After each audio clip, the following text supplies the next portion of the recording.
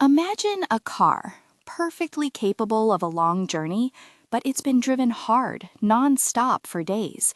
The fuel light has been blinking for hours, the engine is sputtering, and the driver is beyond exhausted. That car, in essence, is experiencing burnout, and increasingly our students are finding themselves in a very similar state. Welcome. Today, we're going to talk about a growing concern in the world of education: student burnout.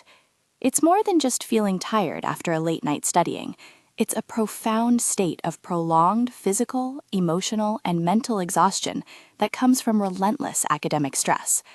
Unlike temporary stress, which often motivates us, burnout leaves us feeling drained, overwhelmed, and completely detached. It's a quiet crisis, often misunderstood, but with serious implications for a student's well-being and future. While the World Health Organization officially classifies burnout as an occupational phenomenon in the workplace, the core concept, chronic exhaustion and diminished effectiveness due to overwhelming demands, is incredibly relevant to students.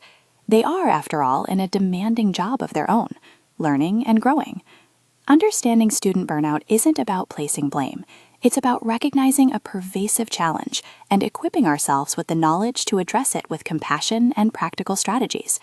Throughout our discussion, we'll demystify this complex issue, explore its early indicators, and most importantly, uncover actionable steps for prevention and recovery. To truly grasp student burnout, it helps to break it down into its three core dimensions.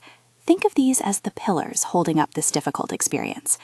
The first is emotional exhaustion. This isn't just a tired brain.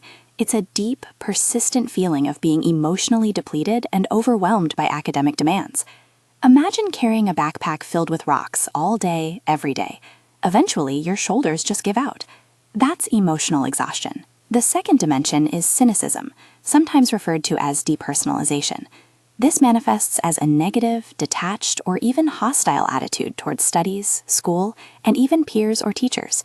It's when a student starts thinking, "What's the point of all this?" or "I don't care anymore." Their once bright curiosity might dim, replaced by a sense of apathy or resentment. It's a defense mechanism, a way to cope with feeling overwhelmed by creating emotional distance. Finally, we have reduced personal accomplishment or a feeling of inefficacy. This is where a student starts to feel like they're failing, that they're incapable, or that their efforts simply aren't achieving meaningful results, regardless of objective success. They might feel like they're just spinning their wheels, unable to make progress, even when they're working incredibly hard. It erodes self-confidence and can lead to a sense of helplessness. So, what drives students to this point? The causes are often multifaceted, like different tributaries feeding into a powerful river. One significant factor is undeniable academic pressure. This can come from excessive workload, demanding coursework, and often unrealistic expectations, both self-imposed and external. We live in a grind culture that sometimes glorifies constant work, pushing students to believe that anything less than perfection and nonstop effort is failure. Then there are lifestyle factors. Insufficient sleep, poor nutrition, and ineffective time management can create a perfect storm. When a student sacrifices downtime, hobbies, and self-care for studies, the scales inevitably tip out of balance. Our brains and bodies need recovery time, just like that car needs to refuel and rest. A crucial element often missing is lack of adequate support. This could be social, emotional, or academic assistance from family, friends, or educational institutions. Feeling alone in the struggle can amplify stress to an unbearable level.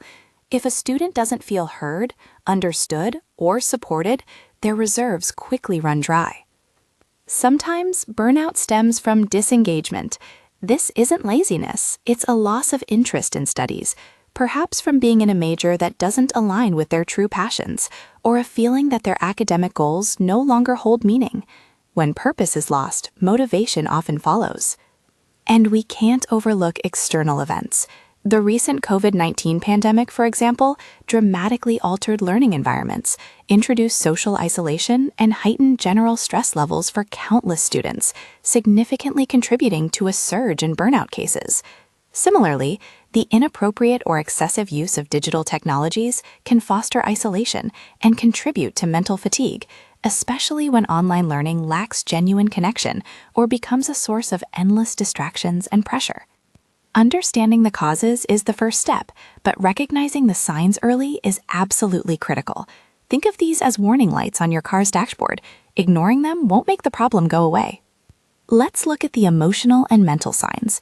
A student experiencing burnout might feel a constant, pervasive exhaustion that sleep doesn't resolve. They could become irritable, experience significant mood swings, or develop a strong sense of apathy and cynicism. Motivation might plummet, replaced by feelings of being overwhelmed, inadequate, or even hopeless. Negative self-talk often increases, with thoughts like, "I'm not good enough," or "this is too hard." Next, observe behavioral changes.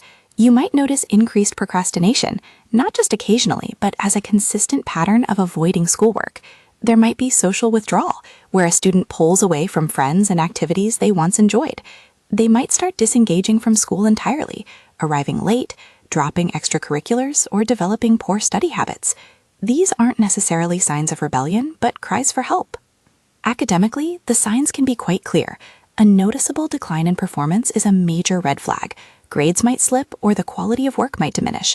Difficulty concentrating, forgetfulness, careless mistakes, and an inability to meet deadlines become more common.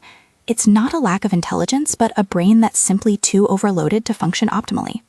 And finally, burnout often manifests physically.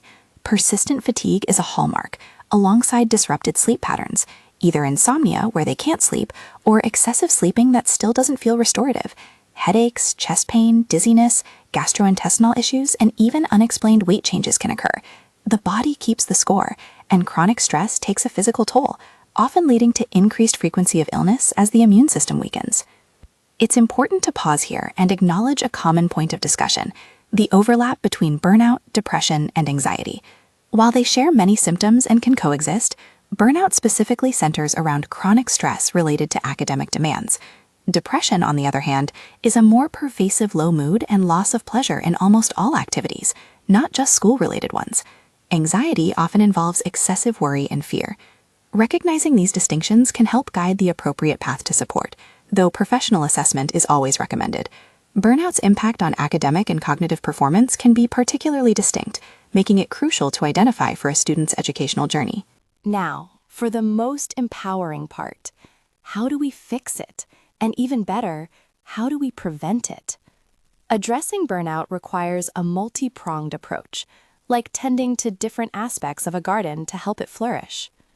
First, let's look at individual-level strategies, things students can do for themselves, often with guidance and encouragement. Prioritizing self-care isn't selfish, it's essential maintenance. This includes practices like mindfulness, journaling, or simply spending time in nature. Establishing healthy habits is foundational. Consistent nutrition, adequate sleep, and regular physical activity are non-negotiable for mental resilience. Setting realistic goals, practicing effective time management, like the Pomodoro technique, and breaking large tasks into smaller, manageable chunks can make daunting assignments feel achievable. Crucially, students need to learn to set boundaries, saying no to extra commitments when their plate is full, and protecting their downtime. Next, there are interpersonal and social strategies. Fostering open communication with trusted caregivers, teachers, or mentors is vital. Expressing feelings and concerns out loud can alleviate pressure and lead to solutions. Seeking social support from friends and family, having people who listen, understand, and provide a sense of belonging is a powerful buffer against isolation.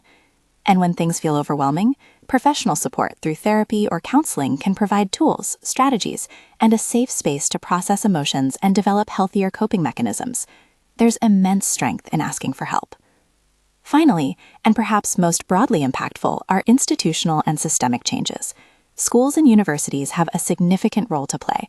They must provide high-quality support services, including accessible counseling, academic advisors who understand mental health, and comprehensive wellness programs. Training staff on mental health awareness and promoting a healthy, supportive school environment are paramount. Students need to feel their opinions are valued, that they have a voice, and that evaluation practices are fair and consider their well-being. When institutions foster a culture of support, rather than just achievement, the entire student body benefits. It's worth noting that there are ongoing discussions in the academic and medical communities about these very points. Questions around how to precisely define student burnout, its overlap with other mental health conditions, and whether it's primarily an individual's responsibility or a systemic failing are still debated. However, this debate itself underscores the complexity and the urgent need for a holistic approach. It's not just about teaching students resilience, it's about creating systems that allow them to thrive. The impact of digital technologies, especially post-pandemic, also continues to be a crucial area of focus, as we learn how to harness their benefits without succumbing to their isolating or overwhelming potential.